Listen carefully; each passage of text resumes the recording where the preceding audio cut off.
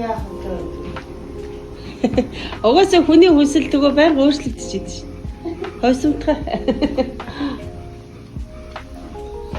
Яа ээж багцсан би батаагүй. Миний цагаан мөр орж хүсээ дээр оргоо намайг ороод төвөө.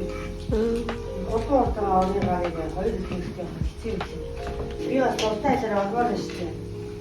Наваа тийж ороогүй юм. Нэг мэдхий байсан бахав. За. Яавалгүй вивигэр зүйл хертизм ке мандатам бачтэний то ке любим чертям смотрям катис. Тэгэл Наана нөгөө нэг имигийн дууг санаад идэг хаяа үзсэн гэж.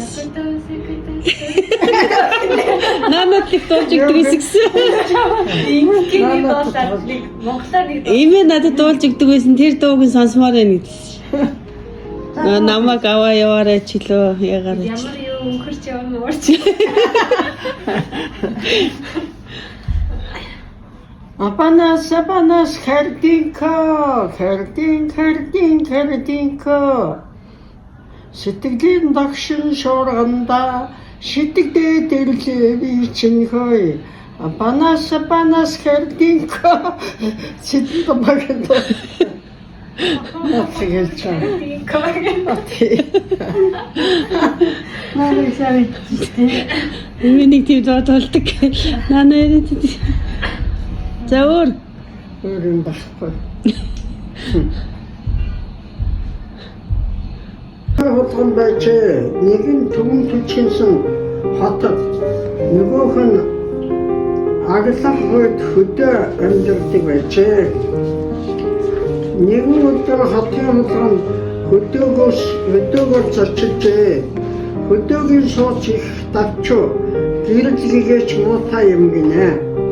Өдний хоолны дараа хоёр наз салхил харгарав. Эхлээд бэлчээр точлоо. Үнбүү энэ чинь юу гэж хотын хотон сандарлаа. Үнэл байна хэмээн наац нь хариулав. Гаага энэ бас юу вэ гэж хотын хотон айн далтчихв. Галууд байна хэмээн наац нь бүлэв. Цааш явсаар хоёр наац харахгүй оров.